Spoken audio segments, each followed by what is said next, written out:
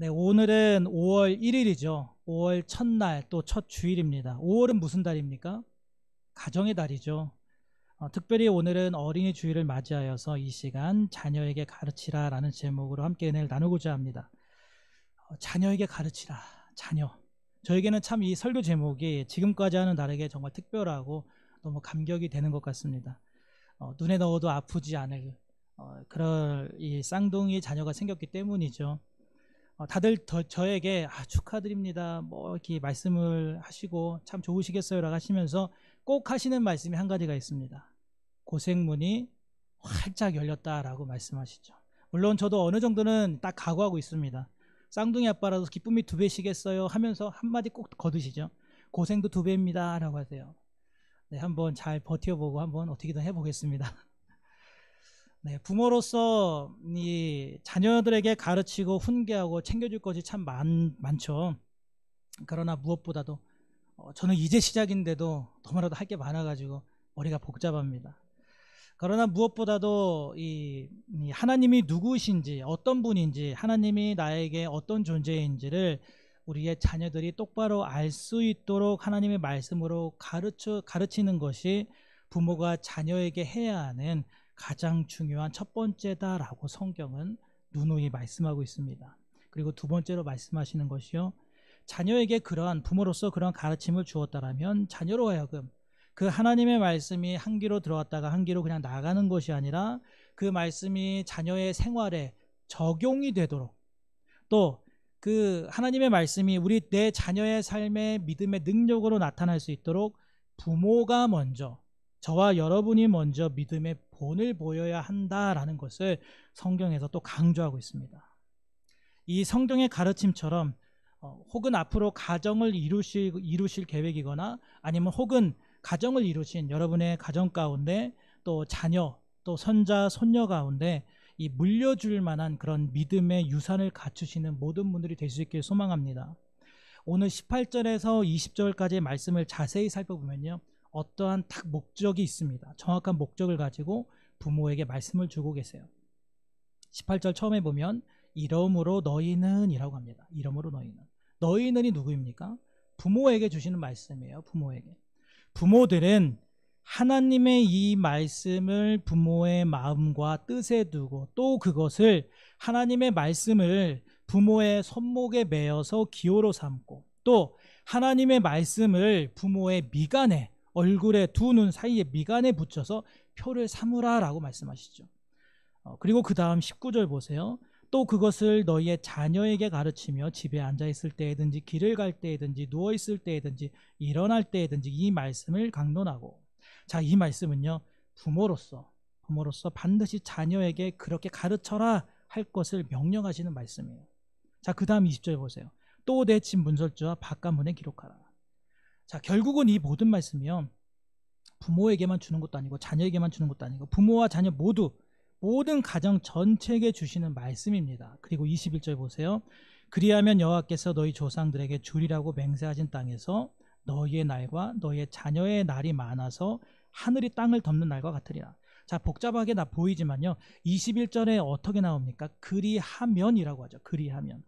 그러니까 조건을 내걸고 있는 거예요. 하나님이 조건을 내걸고 있습니다. 조건절 말씀으로 앞서 18절과 20절이 등장하는 것이죠. 18절부터 20절까지의 말씀을 부모가 잘 지켜 행하면 21절에 복이 임하게 된다는 거예요. 21절 끝에 보면 하늘이 땅을 덮는 날과 같다라는데요, 이 세상 끝날까지 오랜 세월 동안 젖과 꿀이 흐르는 축복의 땅을 너희 자녀들이, 그리고 너희 가정이 누리게 될 것이다 라는 말씀이죠. 그리고 그 조건절로 21절 그리하면, 18절에서 20절까지의 말씀이 앞서 선행되어야 된다는 것입니다. 자, 그런데 문제는요, 18절에 선행이 없이, 부모가 18절에 선행이 없이 19절과 20절만을 행할 때가 많다라는 거예요. 부모가 다시 말하면요, 내가 먼저 하나님 앞에서 말씀을 지켜가는, 하나님의 말씀에 깨어있는, 하나님의 말씀을 생명줄로 붙잡는 신앙의 본을 보이면서 자녀에게 얘들아 너희들도 이렇게 살아야 돼, 하나님을 이렇게 섬겨야 돼 하는데 그러지 못할 때가 많다라는 것입니다. 자, 요즘에는 이 코로나 시국이라 더욱 그러한데요, 우리나라가 또 전 세계가 이 참 대행 서비스가 많습니다. 대행 서비스, 시장을 대신 봐주는 서비스 있고요, 또 가족 대행 서비스라는 것도 있습니다. 말 그 자체예요. 그냥 일정의 돈을 주고 이 어머니의 역할을 받는 것이죠. 어머니의 역할, 아버지의 역할, 오빠의 역할, 형, 누나, 동생의 가족의 역할을 서비스를 받는 것입니다. 또 결혼식이 너무 횡하면은 이게 좀 보기가 그러니까 결혼식 하객 대행 서비스가 있고요. 장례식장은 더하죠. 장례식장이 너무 횡하면은 쓸쓸해 보이니까 일정의 돈을 주고 사람을 불러다가 장례식을 메우는 장례식 하객 대행 서비스 있습니다. 뭐 배달은 말할 것도 없고요. 심부름 대행 서비스는 참 많죠. 넓은 의미에서 보면 사실 우리 자녀들의 이 교육 문제도 마찬가지입니다. 오늘날 자녀의 교육도 사실은 우리가 학교와 학원과도 같은 그런 전문기관에 위탁되어져 있습니다. 내 자녀의 교육의 부분을 학교와 학원이 대신해서 가르쳐주는 것이죠. 자, 그러면 우리 자녀들의 신앙교육은 어떠합니까? 자녀들의 신앙교육, 그 또한 마찬가지예요. 교회라고 하는 보다 전문적인 기관에 전적으로 우리 자녀들의 신앙의 문제가 위탁되어져 있는 것이죠. 그러나 성경은요, 우리 생각과는 좀 다릅니다. 성경은 자녀 교육에 대해서 가정에서의 역할과 그 가정에 책임이 있다, 분명한 책임이 있다라는 것을 아주 분명하게 말씀하고 있어요. 가정이라는 곳이 단지 어린 아이들을, 아직 미성년의 아이들을 안전하게 보호하고 그들의 필요를 채워주고 또 돌봐주는 것일 뿐만 아니라 가정은 자녀들의 교육을 책임지고 있는 것이다 라는 것을 명시하고 있다라는 것입니다. 우리가 위탁기관에 어떠한 정당한 대가를 지불했다 하더라도 지불하고 나서 나는 부모로서 다 했어, 내 할 도리 다 했어, 대한민국에서 나처럼 우리처럼 우리 부모처럼 잘하는 사람이 있으면 나와보라고 해. 할 만큼 다 했어. 부모로서의 역할을, 책임과 역할을 다 했다는 것이 절대로 아니라는 것입니다. 세상의 모든 부모님들은, 특히 우리나라는 더 열성적이죠. 자녀들의 목을 맵니다. 목숨을 겁니다. 자녀들을 위해서 일하고 자녀들을 위해서라면 못할 것이 없으신 분들이 우리 대한민국의 부모님들이죠. 다들 마찬가지 마음이실 거예요. 부모님들은 자녀를 위해서 일하고 자녀를 위해서라면 모든 것을 감내한다라고 하지만요, 자, 자녀들의 입장은 어떨까요? 정작 대한민국의 어린아이들, 청소년들의 행복도 이미 뉴스와 매스컴에서 많이 보셨을 거예요. 마음이 아픕니다. 부모의 바람과는 다르죠. 기대와는 달라요. 모두는 아닐지라도 많은 아이들이 행복하지 않다라고 대답합니다. 여러분, 이건 다른 누구의 이야기가 아니에요. 우리 자녀들에 대한 이야기입니다. 우리 손자, 손녀들에 대한 이야기예요. 그들이 말합니다. 불행합니다. 아무리 부모님이 좋은 거 먹여주고 입혀주고 다 해줘도 불행합니다. 마음이 아픕니다. 속상합니다. 이 모든 것이 과연 누구의 책임이라고 말씀하시겠습니까? 나는 뭐 학교에다가 위탁을 했으니까, 나는 비싼 돈 주고 학원에 보냈으니까, 그건 그들의 책임이지. 여러분, 우리는 자녀들을 전문적인 교육기관에 위탁을 했으니까 우리 자녀들이 행복하지 않은 이유가, 마음 아픈 이유가 다 위탁기관들의 책임일까요? 이거는 국가가 잘못한 거예요. 국가의 행정이 엉망이야. 전적인 국가의 책임일까요? 학교의 책임입니까? 여러분, 우리 자녀의 신앙의 문제가 교회의 책임입니까? 나는 교회에다가 우리 자녀 맡겼으니까 그거는 목사님하고 전도사님들이 알아서, 선생님들이 알아서 할 일이지. 그걸 왜 나를 탓하십니까? 사실은요, 1년 365일 중에서 주일은 며칠입니까? 52일밖에 되지 않습니다. 여러분, 잘 생각하셔야 합니다. 우리의 자녀들이요, 52일은 교회에서 얼마나 머물까요? 평균적으로 약 2시간을 머뭅니다. 그리고 그 2시간 안에 예배하고 대부분 말씀을 교육받아요. 나머지 313일은 교회 밖에서 생활하는 것이죠. 자, 좀 더 자세히 보겠습니다. 일주일 168시간 중에서 약 2시간을 교회에서 머무르고요. 나머지 166시간은 교회 밖에서 생활을 하는 거예요. 여러분, 우리 자녀들의 믿음은요, 손자 손녀들의 믿음은요, 교회가 도울 수는 있습니다. 그러나 교회가 책임지는 것이 아니라 성경의 가르침처럼 가정이 책임져야 되는 거예요. 다 부모의 책임인 것입니다. 오늘 말씀 신명기 11장 19절에서 20절 말씀을 우리 다시 한번 합독해서 읽어보겠습니다. 시작. 또 그것을 너희의 자녀에게 가르치며 집에 앉아 있을 때에든지 길을 갈 때에든지 누워 있을 때에든지 일어날 때에든지 이 말씀을 강론하고 또 내 집 문설주와 바깥문에 기록하라. 아멘. 이 말씀은요, 자녀들의 신앙교육에 대한 가정의 분명한 역할을 말씀해 주고 있어요. 가정교육이 얼마나 중요한지 그 중요성을 강조하고 있는 것이죠. 19절에 보면 가르치라고 합니다. 강론하라고 하죠. 아주 분명하게 자녀교육, 신앙교육에 대해서 강조하고 있어요. 이스라엘의 신앙교육은 가정에서부터 시작합니다. 가족 공동체는요, 자녀들에게 하나님의 말씀을 올바로 교육시켜서 몸에 뵐 수 있도록, 몸에 신앙이 아주 뼈에 새겨지고 피에 흐르도록 하는 의무가 있는 거예요. 그 말씀이 신앙이 되고 자녀의 생활이 될 수 있도록 지도하는 보금자리가 바로 가정인 것입니다.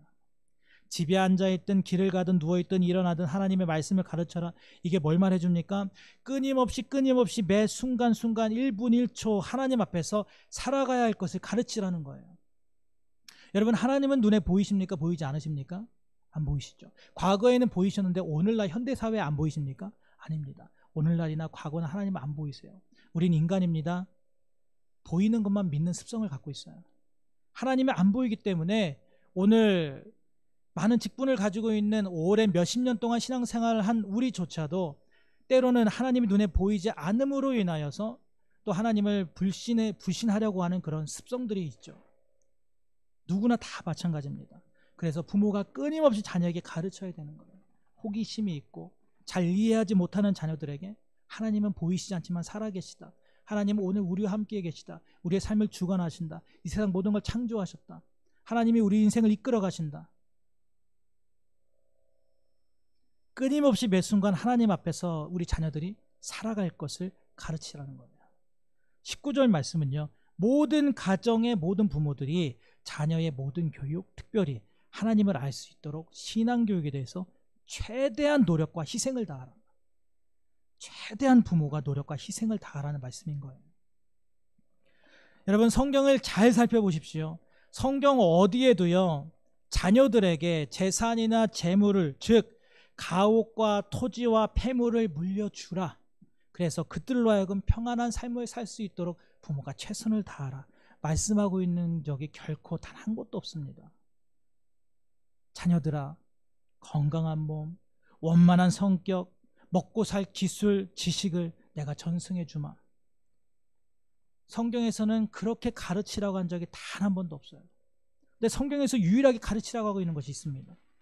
하나님이 맡겨주신 자녀들에 대해서 하나님을 바로 아는 지식, 하나님의 말씀, 하나님에 대한 신뢰, 하나님을 향한 경외심, 하나님을 사랑하고 섬기는 지혜, 신앙의 교육에 대해서 최선을 다해서 가르치라고 말씀하고 있어요. 20절, 내 집 문설주와 바깥문에 기록하라. 하나님이 왜 이런 말씀을 주셨을까요? 집 문설주면 어디입니까?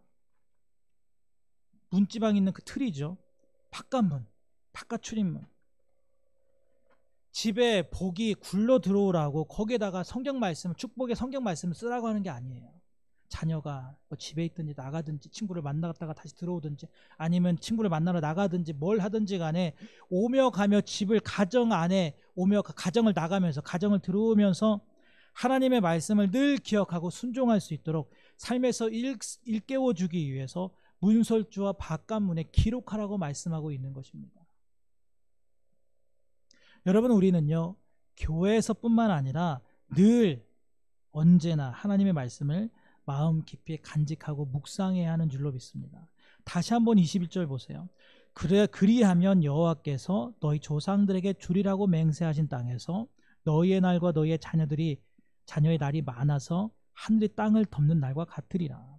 아까 말씀드렸습니다. 그리하면 조건절의 말씀이에요. 18절에서 20절까지의 말씀을 잘 지키면 21절의 복이 임하게 된다라는 것입니다.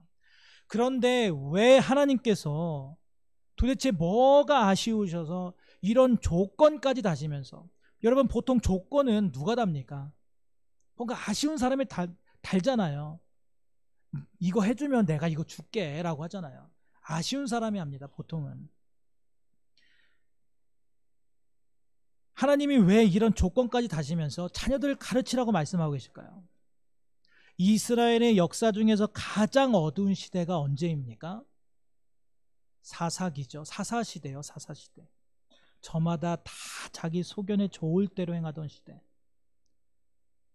그런 시대 속에서 생겨난 균열이 있습니다. 사사기 2장 10절의 말씀 같이 화면 보면서 같이 합독해서 읽겠습니다. 그 세대의 사람도 다 그 조상들에게도 돌아갔고 그 후에 일어난 다른 세대는 여호와를 알지 못하며 여호와께서 이스라엘을 위하여 행하신 일도 알지 못하였더라. 아멘. 광야 시대 사람들이 다 죽었습니다. 그 다음 세대가 안타깝게도 신앙이 없는, 성경의 표현에 의하면 다른 세대로 일어난 것이죠. 다른 세대 특징은 두 가지입니다. 여호와를 알지 못해요. 이게 여호와 하나님과 무관한 삶을 사는 자녀들이죠. 여호와를 알지 못하는 자녀들, 그리고 심지어 여호와께서 무슨 일을 행하였는지도 알지 못하는 자녀들. 하다못해 우리가 주변에 길거리 지나가는 사람들도요, 교회 안 다니는 사람들도 어느 정도 이 교회에 대한 이야기, 복음에 대한 이야기를 많이 들었어요. 주변에 예수 믿는 사람들로 하여금, 또 노방전도 하는 사람들로 하여금 수탁을 듣고 또 전도지도 보고 했으니까 대충 압니다. 그런데 어찌 된 게 이스라엘 자녀들이요, 여호와를 알지 못하고 여호와께서 무슨 일을 행하였는지조차도 알지 못한다. 완전히 그들의 삶에서 하나님은 무관한 것입니다.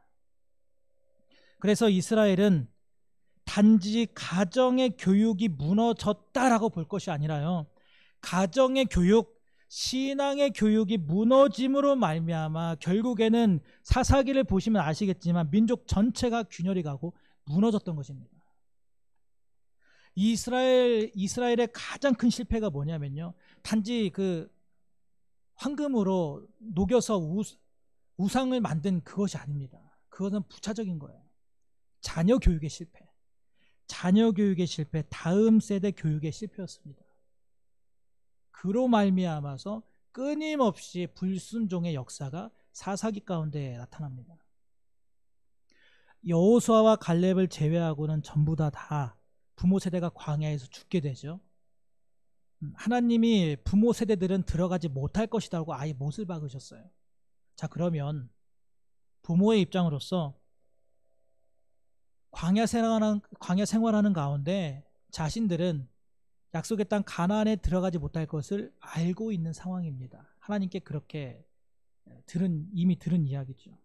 자, 그러면 광야 생활 속에서 부모들은 자녀에게 과연 뭘 가르쳐야 됐을까요? 얘들아, 가나안에 들어가게 되면 나는 못 들어가. 하나님이 우리는 못 들어간대. 불순종해서 못 들어갈 거래. 근데 너희들은 들어갈 수 있어. 가나안에 너희들이 들어가게 되면 어떻게 살아야 할지, 어떻게 하나님을 섬겨야 될지, 또 자신들의 우상 숭배와 불순종으로 인하여서 어떤 실패를 경험했는지를 자녀들에게 상기시키고, 또 그것을 떠올리면서 자녀들이 하나님을 기억하도록, 자신들이 경험했던 실수를 더 이상 하지 않도록, 하나님을 떠나지 않도록 하나님의 말씀에 순종할 것을 가르쳐야 했습니다.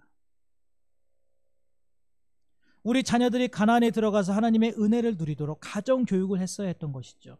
그런데 그 중요한 것을 실패했던 거예요. 그래서 이미 사사기 2장 시작한 지 얼마나 됐다고 사사기 2장에 이미 다른 세대가 일어났다라고 말씀하고 있습니다. 그래서 결국은 다른 세대가 일어나서 약속의 땅 가나안에서, 어디서요? 약속의 땅 가나안에서요. 성경의 표현대로라면 적과 꿀이라는 그 약속의 땅 가나안에서 이스라엘의 가장 흑역사인 사사시대를 맞이하게 됩니다. 그렇게 풍요로운 환경 속에서도 너무나 가장 비참한 인생을 살아가게 되더라는 것이죠. 여러분, 자녀에 대한 믿음의 교육을 통하여서 가정의 낙원을 이루고 하나님과 동행하는 은혜가 있기를 소망합니다. 하나님께서 주시는 풍성한 복 다들 받고 싶으시죠? 그 출발점이 어디냐면요, 신실한 가정교육에서부터 시작하는 거예요. 신실한 가정교육을 하려면요, 내가 먼저 말씀에 깨어 있어야 하는 것입니다. 평소 가정 안에서 하나님을 경외하도록 자녀와 손자, 손녀들을 가르쳤을 때 믿음 안에서 자라나게 되는 것이고요, 그 가르침에 따라서 하나님께 충성하며 하나님의 복을 받는 그런 삶을 살아가게 되는 것이죠.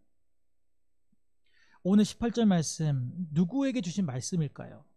우리에게, 부모에게, 어른에게, 성인에게 주신 말씀이에요. 18절 말씀, 이러므로 너희는 나의 이 말을 너희의 마음과 뜻에 두고 또 그것을 너희의 손목에 매어 기호를 삼고 너희 비간에 붙여 표를 삼으며. 자녀들은요, 물론 저는 아직 아이들이 너무 어리기 때문에 아직 경험 못 해봤지만, 여러분 이미 뭐 자녀들을 다 장성케 하시고 하셨으니까, 또 손자 손녀들, 여러분 부모가 말한다고, 할아버지 할머니가 말한다고, 찬소리한다고 그 자녀들이, 손자 손녀들이 다 고지고대로 듣고 행합니까? 아니, 그러면 다 서울대 갈게요. 다 서울대 가고 다 성공할게요. 여러분, 자녀들은요 본대로 행합니다. 내 자녀가 신앙으로 자라나길 바란다면 우리가 적극적으로 신앙인으로 살아가야 하는 모습을 보여야 하는 것입니다. 자꾸만 어린 아이들과 청소년들과 청년들이 교회를 떠납니다. 아무리 붙잡아도 떠나요. 물론 여러 가지 요인이 있습니다. 다양하게 있겠지만 그 중에서 특히 청소년기의 아이들은요, 부모의 이중적인 신앙과 삶의 모습을 보면서 하나님이 없다고 느낀다는 거예요. 굳이 믿을 필요가 없다고 느낀다는 겁니다. 그래서 어떤 특별한 기회가 찾아오게 되면 그 빌미로 교회를 떠난다라고 해요. 나 교회 안 나갈 거야. 나 교회 안 가 이제. 신앙을 떠나는 것이죠. 부모들이요, 평소에는 아이들을 신앙으로 가르칩니다. 꼬박꼬박 기도도 하게 하고, 간식 먹을 때 기도손 하게 하고, 또 말씀도 읽어주게 하고, 주일에 빠지지 않게도 하고, 신앙이 엄청 중요하다는 식으로 아이들을 가르칩니다. 믿음의 가정에서. 때로는 성경을 펼쳐서 성경을 보여주고, 말씀 보여주고, 이건 이런 말씀이야 하면서 말씀도 설명해주고 신앙 교육도 시키고 합니다. 그런데 문제가 뭘까요? 그런데 왜 우리 자녀들이 믿음 안에서 떠나게 될까요? 삶의 위기가 찾아왔을 때요, 어려움이 찾아오고 중요한 일, 바쁜 일이 찾아왔을 때, 부모에게, 가정에게 삶의 고민이 생겼을 때, 바로 그때 자녀들이요, 우리 부모님이, 내 부모가 어떤 선택을 하는지 본다라는 것입니다. 그걸 지켜본다는 거예요. 과연 어렸을 때부터 부모님이 나에게 말씀해 주신 대로, 가르쳐 주신 대로 엄마 아빠가 과연 그런 신앙의 선택을 하는지, 아니면 신앙을 포기하고 좀 더 나은, 좀 더 가치 있고 나은 것을 선택하는지, 그거를 우리 자녀들이 지켜본다라는 것입니다. 어렸을 때 이러죠. 얘들아, 빨간불에는 절대 건너면 안 돼. 녹색불에 건너야 돼. 안 그럼 위험해. 사고나 큰일 나. 경찰관 아저씨가 붙잡아가. 자녀들에게 가르칩니다. 그런데 정작 급한 일이 생기면 부모가 신호 위반을 하는 것이죠. 그러면서 가르쳐요. 뭐라 가르칠까요?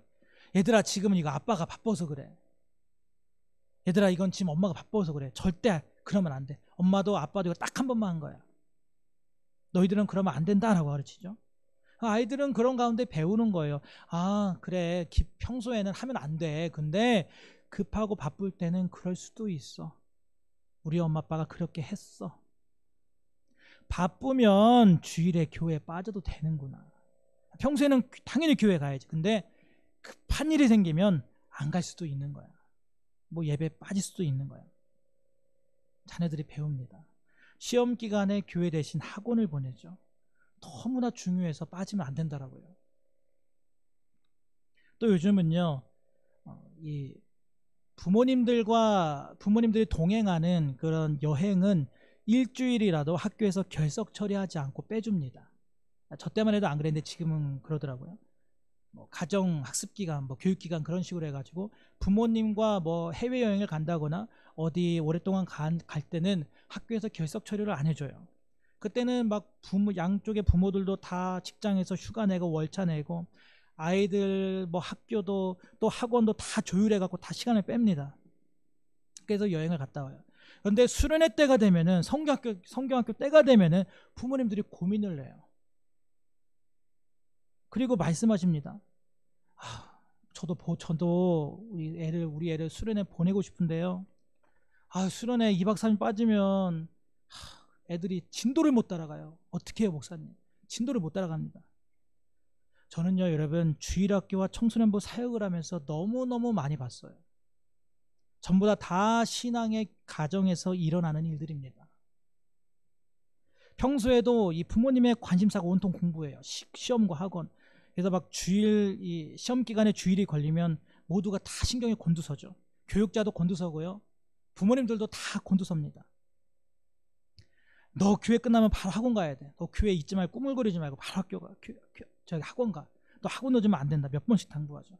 그러면서 자녀들이 느낀다라는 거예요. 우리 엄마 아빠가 교회를 다니고 나에게 신앙 교육을 어려서부터 했지만 사실 우리 부모님의 인생의 가장 1순위가 사실은 신앙이 아니라 공부였구나. 결국은 우리 엄마 아빠도 공부구나. 이거는요, 제가 다 이 유초등부와 청소년 아이들 신방하고 상담하면서 다 그 친구들에게 들은 내용이에요. 제가 지어낸 게 아니라요, 다 그 친구들이 저한테 해준 얘기입니다. 마음이 아프죠. 그러나 오늘 성경은 뭐라고 말씀하고 있습니까? 18절 말씀을 3등분해서 살펴보겠습니다. 18절 처음에 이러므로 너희는 나의 이 말을 너희의 마음과 뜻에 두고, 마음과 뜻에 두라는 것은요, 부모 영혼의 가장 깊숙한 곳까지 그 말씀으로 새겨라. 조각칼로 새기듯이 새겨라 라는 뜻이에요. 중간에 또 그것을 너희 손목에 메어 기호를 삼고, 손목에 메어라. 무슨 뭐 팔찌처럼 하나님의 말씀을 뭐 기록해갖고 손목에 줄줄 차라는 게 아니에요. 하나님의 말씀을 일상화하라는 겁니다. 손이 주는 의미가 있기 때문이에요. 매일같이 펴고 매일같이 보고 손을 통해서 뭔가를 만지고 하는 내 늘 필요한 이 손에 중요한 것처럼 하나님의 말씀을 그렇게 기준으로 삼아서 살아가라는 거예요.